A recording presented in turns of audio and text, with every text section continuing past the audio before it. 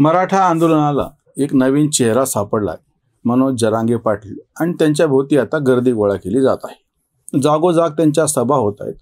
JCB लावून त्याच्यावरून लोक उभे राहून त्यांच्यावरती फुलांची वृष्टी कशी करत आहेत हे चित्र मी स्वतः डोळ्यानं येवल्याच्या जवळ परवा बघितलं। आता इथे सभा होत आहेत, जागोजागी त्यांच्या सभा होत आहेत। मी तुम्हाला 12 वर्षापूर्वीची आठवण करून देतो। बरोबर 12 वर्षांपूर्वी इंडिया अगेन्स्ट करप्शनच्या नावाखाली अण्णा हजारेंचा असाच बोलबाला जरांगे पाटील तरी निदान महाराष्ट्रात फिरत आहेत, पूर्ण देशभर करून ठेवलेला होता। त्याच्यानंतर मी तुम्हाला दुसरं उदाहरण देतो। कृषी आंदोलनामध्ये आत्ताची गोष्ट राकेश टिकेतचा असाच बोलबाला केला गेलेला होता। किंवा त्याच्या आधीचं अजून एक उदाहरण देतो। लडकर लेंगे आझादी, कन्हैया कुमारचं नाव JNUच्या विद्यार्थी संसदेचा एक नेता, पण बघता बघता ते माध्यमांनी असं काही मोठं करून टाकलेलं होतं। अजून एक मी उदाहरण देतो म्हणजे तुम्हाला ही सगळी सुसंगती लक्षात येईल।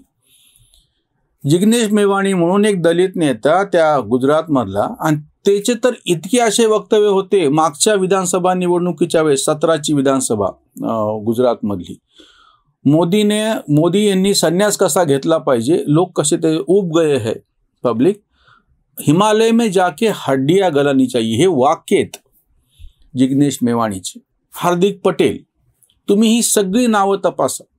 हे सगळे लोक माध्यमांनी ह्या तथाकथित लिब्रांडो गँगनी काही काळापुरती अशी मोठी केलेली असतात, आणि बारकाव्यानं यांची वक्तव्य तुम्ही तपासून पहा। आताही मनोज जरांगे जे काही बोलायला आलेत, मी आवाहन करतो आमच्या सगळ्या प्रेक्षकांना, ज्या ठिकाणी जाऊन मनोज जरांगे जे काही बोलतायत त्याच्यामध्ये कुठेतरी काहीतरी तर्क किंवा तथ्य का मला तुम्ही सांगा।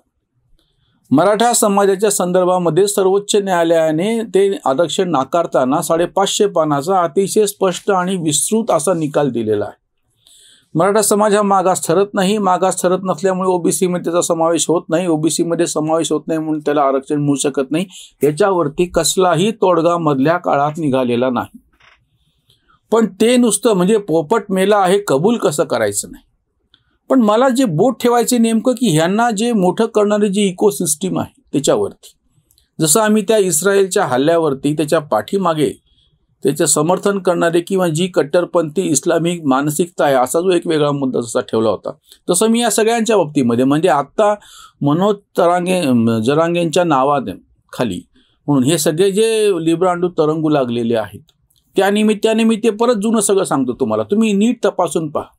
अण्णा हजारेंचा मुद्दा काय होता इंडिया अगेन्स्ट करप्शनचा, लोकपाल कसा नेमला पाहिजे, म्हणजे किंवा त्या तुम्हाला आठवत असेल तर टोलच्या वरती त्यांनी जे आंदोलन केलं होतं तिथे एक तक्ता ठेवला पाहिजे, आणि एकूण किती रक्कम आणि टोल वजा झाले आणि किती रक्कम उरली, म्हणजे टोलमध्ये किती भ्रष्टाचार आहे हे रंगवून सांगत होते। आता एका अर्थाने राज ठाकरे परत तेच करायला, हे अतिशय अर्ध नाही अल्प सत्य होतं।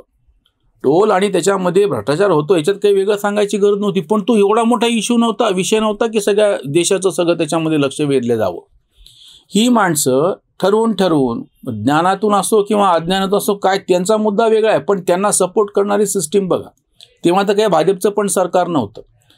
इंडिया अगेन्स्ट करप्शनमध्ये लोकपाल कसा नेमला पाहिजे किंवा अरविंद केजरीवालांची सगळी तेव्हाची मांडणी बघा, लोकांमध्ये कसं जायचं, निवडून दिलेल्या प्रतिनिधीला वापस बोलवायचा अधिकार कसा घेतला पाहिजे, निवडणूक पक्षाचं नावच कसं नको त्या ह्याच्यावरती वाटेल ते मुद्दे अरविंद केजरीवाल असो प्रामुख्याने अण्णा हजारे असो हे उपस्थित करायचे, जे आता पूर्णपणे निसंदर्भ होऊन गेलेले आहेत।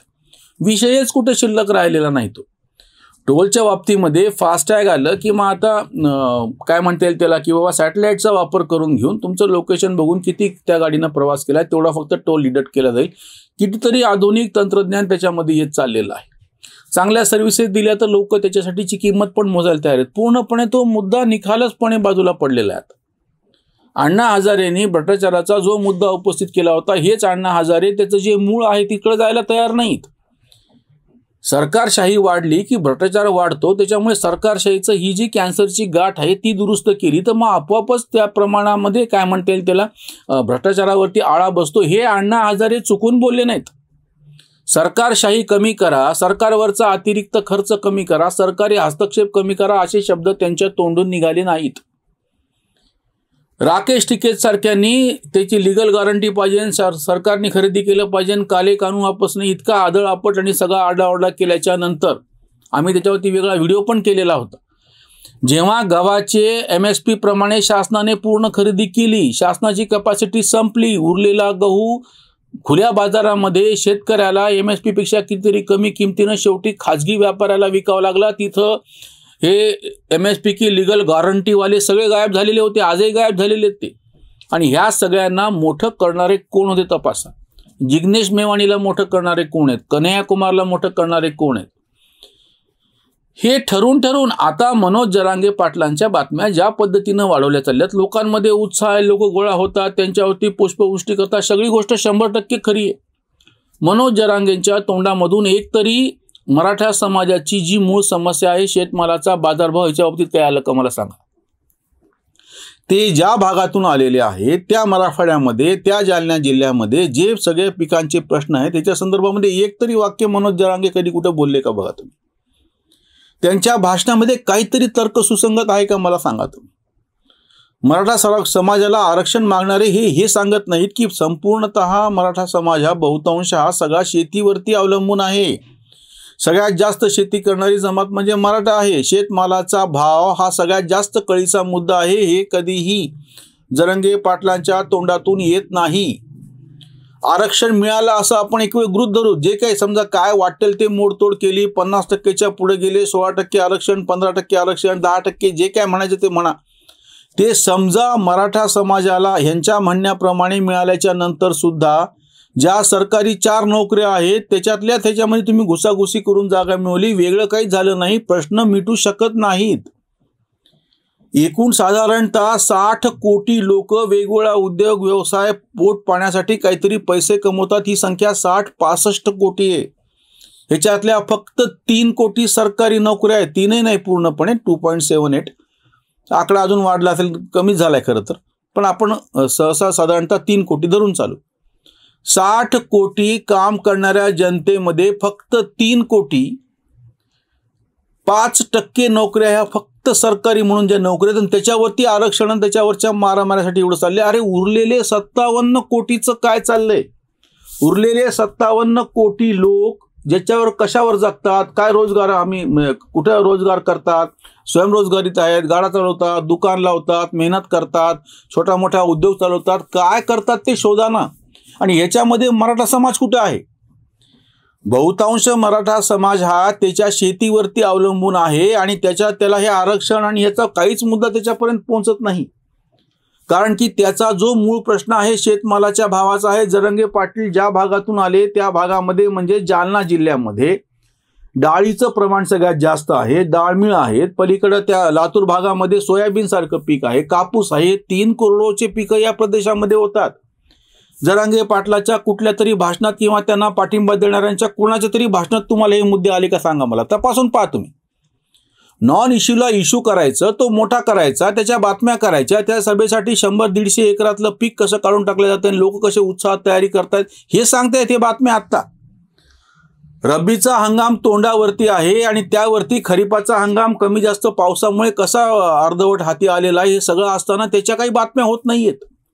पोराला भूक लागली असताना खुळखुळा द्यायचा, खुळखुळा रंगीत करायचा, खुळखुळ्याचा आवाज अजून मोठा करायचा, एकाचे 2 खुळखुळे करायचे, हेच करणं चाललंय.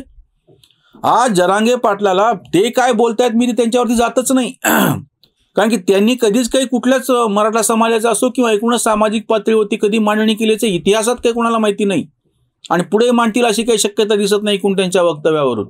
त्यांना पाठिंबा देणारे जे कोणी आहेत, जे पत्रकार आहेत, ते तथाकथित सोकॉल्ड विचारवंत आहेत, हे सगळे असेच लोक अशाच पद्धतीनं जेव्हा 57 मराठा मोर्चा निघाले होते तेव्हा हे अशाच पद्धतीने त्याचं समर्थन करत होते. एकाले असं वाटलं नाही, एकाले अशी लाज वाटली नाही की त्या 57 मोर्चांना विचारावं याच्यातला एक तरी मोर्चा तुम्ही शेतमालाच्या भावासाठी काढायला पाहिजे होता. एक मोर्चा. 57 मूक मोर्चे प्रचंड प्रमाणात निघाले म्हणून कौतुक करणाऱ्यांना लाज वाटायला पाहिजे होती की याच्यातला एक तरी मोर्चा शेतमालाच्या भावासाठी का नाही निघाला. याच काळामध्ये शेतकऱ्यांनी आत्महत्या केल्यात. त्या आत्महत्येसाठी जरांगे पाटील किती आणि काय बोलले विचारा, किंवा त्यांना पाठिंबा देणारे काय आणि काय बोलले विचारा. त्याच्यामुळे आता ही जी भमभम केली जात आहे परत तुम्ही त्या म्हणजे यांचा अण्णा हजारे केल्याशिवाय, अण्णा हजारेच काय यांचा ते काय म्हणते ते हार्दिक पटेल केल्याशिवाय राहणार नाही.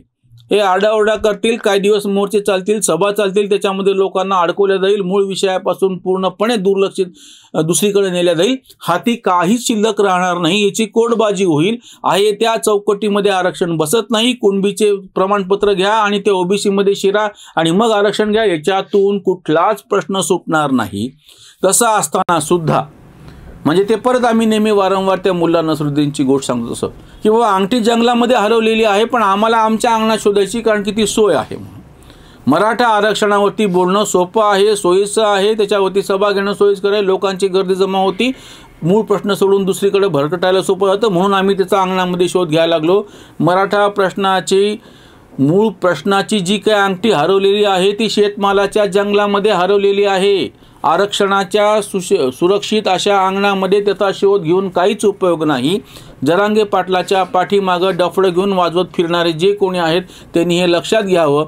लोकांची तर सोडा, तुम्ही स्वतःची पण दिशाभूल करतात. काही दिवसाच्या नंतर हा प्रश्न आणि मनोज जरांगेसारखं नेतृत्व पूर्णपणे निसंदर्भ झालेलं आढळलं तर आश्चर्य वाटून घेऊ नका. इथेच थांबूयात. धन्यवाद.